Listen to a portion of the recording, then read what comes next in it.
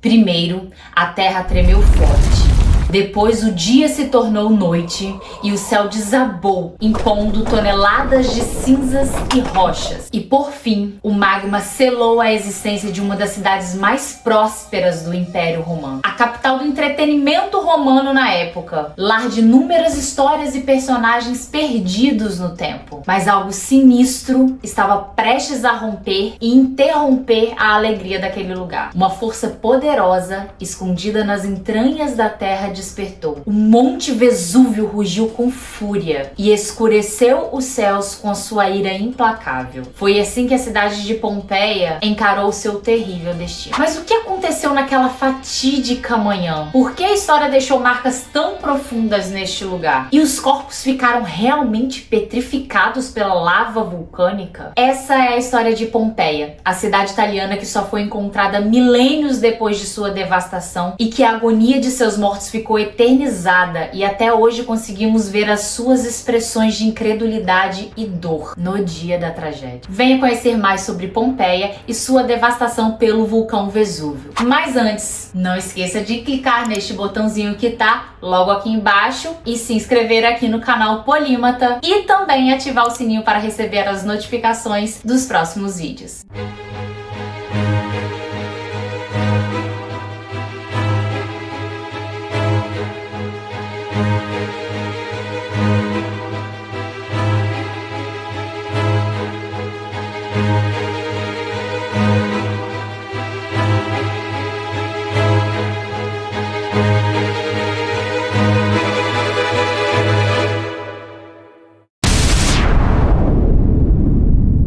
E aí, manas e manos, tudo bem com vocês?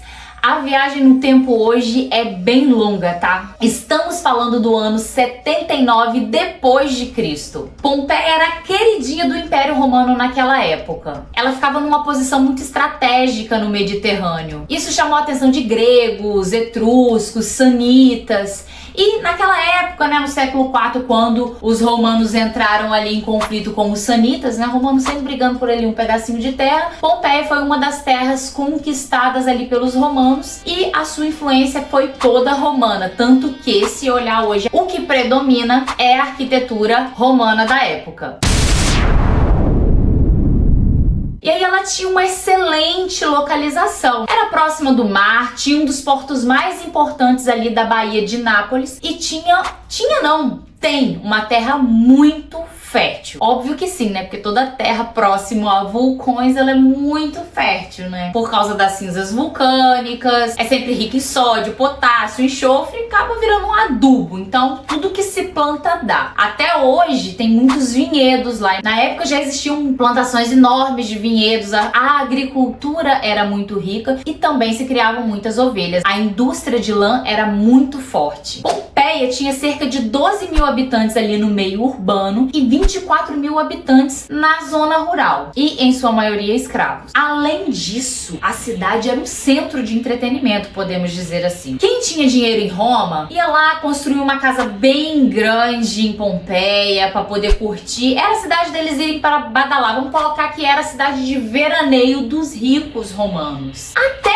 Nero tinha uma casa por ali. Inclusive, a segunda esposa dele, a Pompeia Sabina, era natural de Pompeia. E lá você encontrava termas, que era, a moda da época, aqueles banhos termais em grupos. Existiam muitas tabernas, o comércio era muito grande. Existiam teatros, odeões, basílicas e arenas de gladiadores, que também era o entretenimento da época. Além disso, muitos bordéis. Muitos. O povo gostava de furunfar na época. Então, por ser um lugar lindo, um clima temperado, muitas opções de lazer, se tornou a queridinha da época. Era assim um lugar muito visado para se morar no Império Romano e também para as pessoas irem para curtir.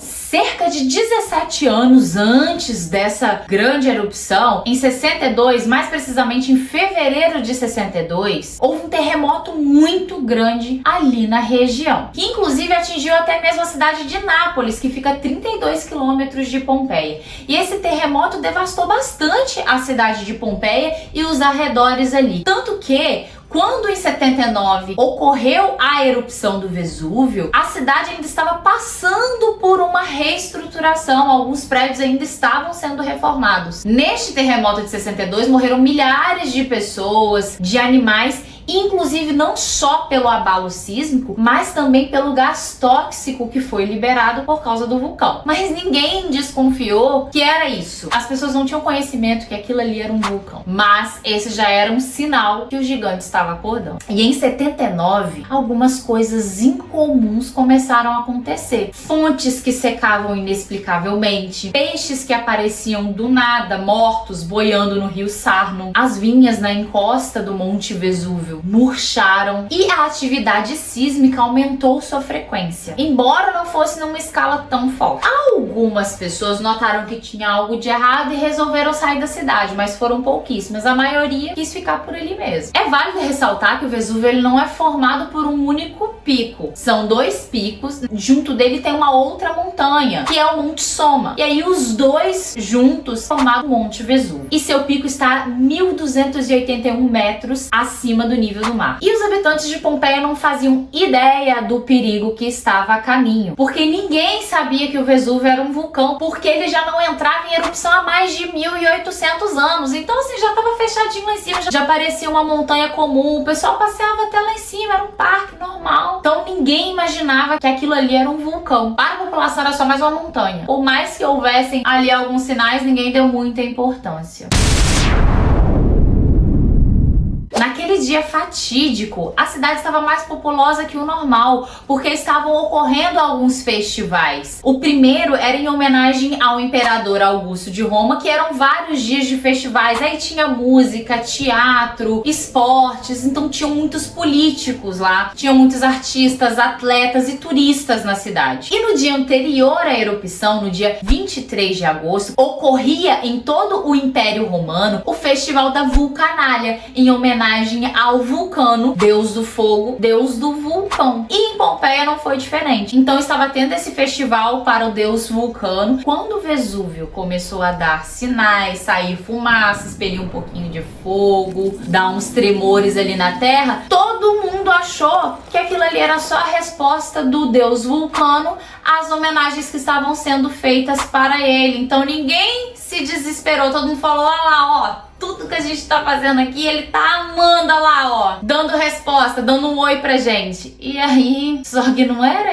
bem isso. Foi isso que aconteceu. Ninguém imaginou que, na verdade, era o despertar de um vulcão que dizimaria muitas vidas e toda a cidade. Se fala muito sobre Pompeia por ser uma cidade muito famosa, mas a erupção do Vesúvio também dizimou a cidade de Herculano e Oplontis, que ficavam ali próximas também ao Monte Vesúvio, além de causar destruição em outras cidades também, porque tanto o gás tóxico quanto as explosões atingiram quilômetros de distância. Outro fato que fez a tragédia ser ainda maior foi que naquele dia o vento estava soprando a noroeste, ou seja, ele carregou as cinzas, o fogo e tudo mais com muita força para cima de Pompeia. Só que isso era uma anormalidade atmosférica, porque em agosto geralmente o vento sopra para o outro lado. Tanto que alguns estudiosos até colocam em xeque essa informação de que essa tragédia ocorreu em agosto e que deveria talvez ser em outubro, por causa desse lado que o vento estava soprando. Além disso, outras evidências que apontam que a erupção possa ter ocorrido em outubro foram as vestimentas encontradas junto aos corpos das vítimas,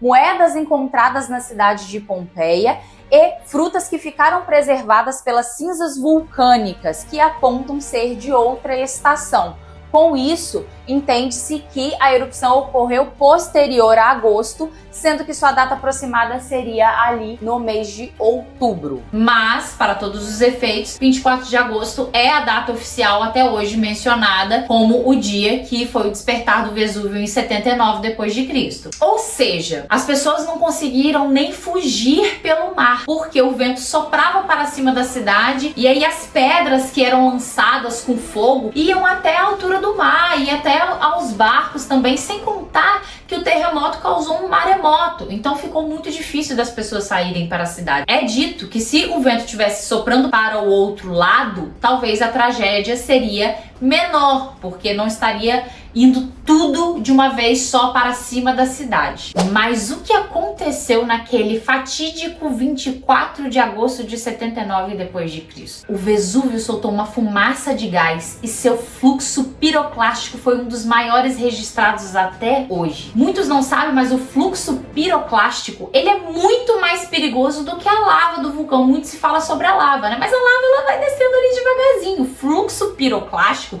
que é essa explosão onde as pedras vão voando com fogo e a fumaça também saindo, isso é muito mais fatal do que a própria lava, que dá até tempo da pessoa correr se fosse só a lava. Então é muito mais devastador. E imagina aquele gigante adormecido por 1000 anos. Ele já estava fechadinho ali em cima, então muita terra, muita pedra, tudo ali dentro. Ele formou uma bomba que, quando o magma ferveu e estourou, foi um colapso que jogou muita massa pro ar, que voaram a quilômetros por hora, e as bolas de fogo voavam pelo céu e caíam com uma força devastadora. A erupção, ela foi tão violenta que uma nuvem em formato de cogumelo se formou no céu a uma altura de aproximadamente 20 quilômetros. E partículas de pedra-pome subiram a uma altura de 43 quilômetros. Então vocês imaginam a força com que isso caiu. Estima-se que a explosão do Vesúvio foi 100.000 vezes maior do que a energia das bombas atômicas jogadas em Hiroshima e Nagasaki. Tem noção disso? O quanto isso foi pesado? Só que ainda não foi nem nessa hora que a cidade sucumbiu. E ao longo das 12 horas seguintes, as cinzas vulcânicas e chuva de pedras-pomes começaram a cair sobre a cidade. E as pessoas buscavam por abrigos, elas iam para dentro dos prédios, elas se abraçaram, muitos corpos foram encontrados de pessoas abraçadas, de grupos de pessoas juntas,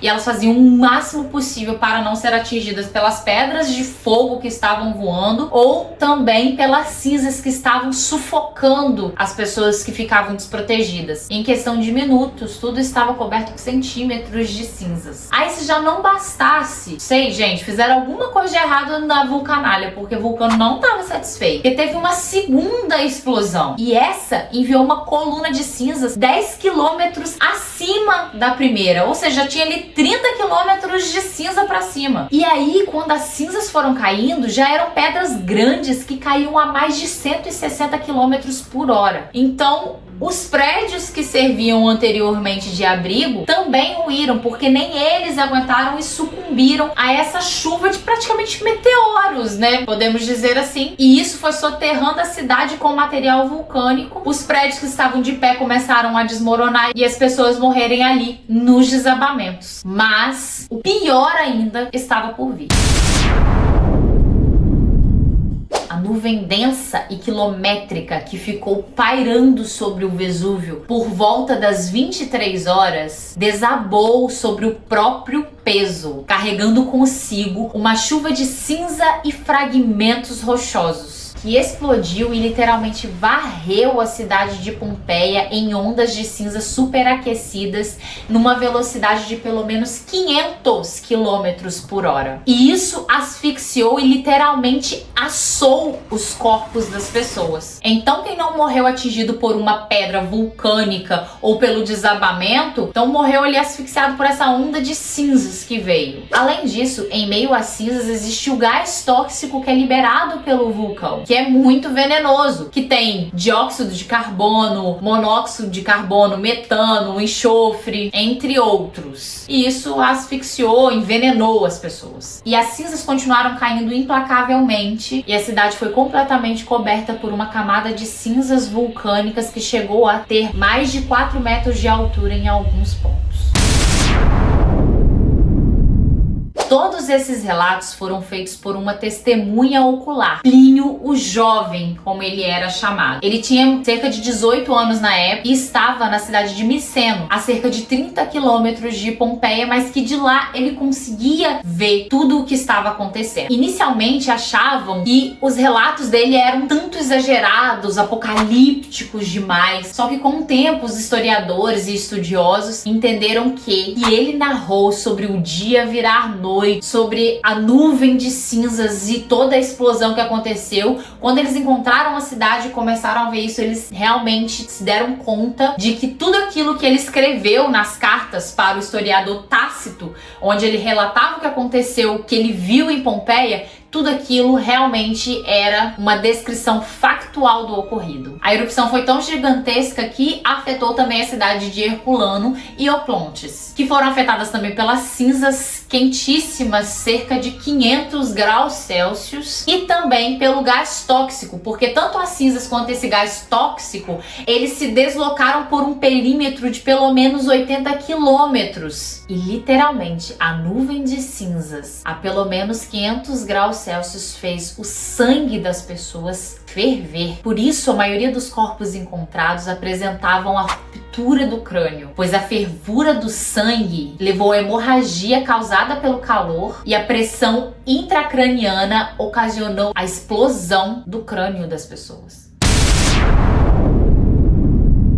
As ruínas de Pompeia foram encontradas no século 17, 1500 anos depois da sua devastação, e foi de forma acidental. Estava sendo construído por ali um canal e começaram a encontrar as ruínas da cidade. A partir daí começaram as escavações arqueológicas intensas e meticulosas para se descobrir mais sobre essa cidade do Império Romano. E aí começaram a encontrar as ruas, as praças, os monumentos, muitas estátuas intactas foram encontradas, os templos, mosaicos, casas que representavam a arquitetura da época. Muita coisa estava intacta sobre as cinzas vulcânicas. Porém, uma das coisas mais impressionantes que foram encontradas em Pompeia foram os corpos das vítimas dessa tragédia, que estavam preservados ao longo do século. E os corpos, eles foram petrificados? É verdade que as pessoas se tornaram pedras devido à lava vulcânica? Vamos entender mais sobre isso. As vítimas, elas não foram petrificadas pela erupção. Na verdade, os corpos foram cobertos por cinzas vulcânicas e depois veio a lava, que solidificou as cinzas sobre os corpos. À medida que a carne, os órgãos, as roupas iam se decompondo, ia ficando um espaço vazio ali por dentro. E esse oco criou uma impressão negativa da forma como que os cadáveres estavam no momento da sua morte. As cinzas mantiveram os ossos praticamente intactos.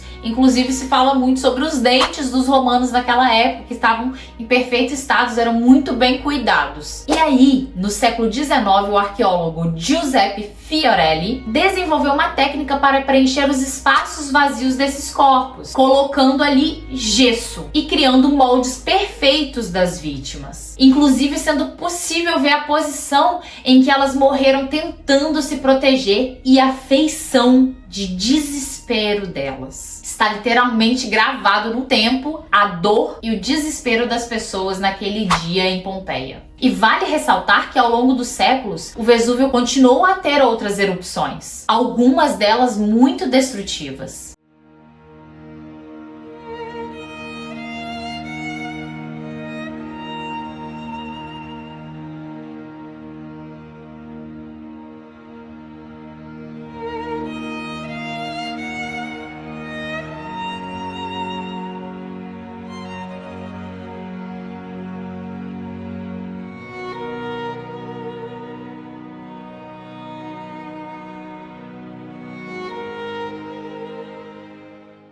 A mais conhecida delas ocorreu em 1631, ocasionando a morte de 3.000 pessoas. Outras erupções significativas aconteceram em 1906 e em 1944. Sim, durante a Segunda Guerra Mundial houve uma erupção do Vesúvio. Já não bastasse a guerra, já não bastasse tudo acontecendo, ainda tinha um vulcão para lidar ainda. Naquela ocasião, em 1944, 26 pessoas morreram e 12.000 conseguiram ser evacuadas.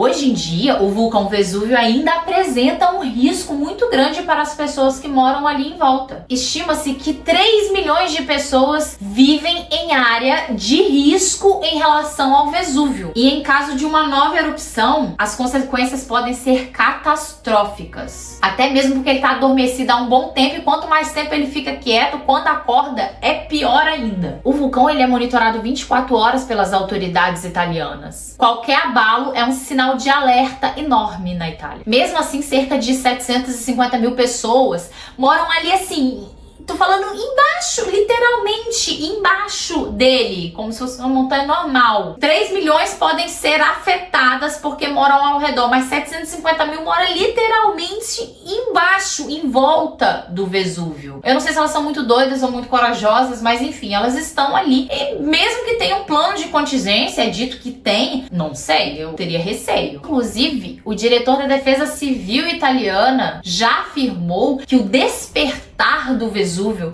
é o maior problema de segurança da Itália. Pode dar um Google aí. Maior problema de segurança da Itália é o despertar do Vesúvio. Calcula-se que cerca de 16 mil pessoas morreram em Pompeia e Herculano nessa tragédia toda. De Pompeia foi 15 a 20% da população, ou seja, a maior parte conseguiu sobreviver e teve que se instalar em outro lugar porque a cidade foi totalmente devastada, dizimada e soterrada. Nos últimos 2 séculos e meio, os arqueólogos, além de encontrar a estrutura da cidade e descobrir estátuas e artefatos da época, eles também recuperaram restos mortais de 1.300 vítimas dessa erupção. E até hoje continua a escavação da cidade, ela não foi completamente escavada ainda. Tanto que em maio deste ano, maio de 2023, ainda foram encontrados mais 2 esqueletos de vítimas de Pompeia, que eram de homens com cerca de 50 anos de idade. E muitas coisas ainda continuam sendo encontradas porque é um trabalho muito minucioso e demorado. O sítio arqueológico de Pompeia continua a ser uma das maiores fontes de tesouros históricos remanescentes do Império Romano. E tem visitação tanto nas ruínas de Pompeia para se ver a arquitetura, os corpos que estão engessados, os artefatos encontrados e também a visitação no próprio Vesúvio. Você consegue subir até lá. E você teria coragem de ir até lá?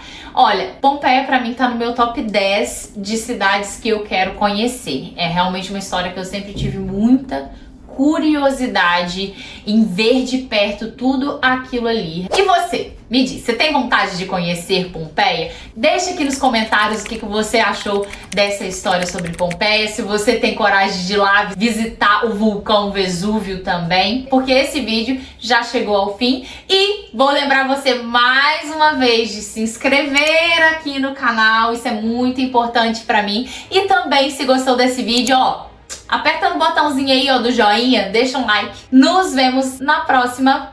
Beijo, até mais!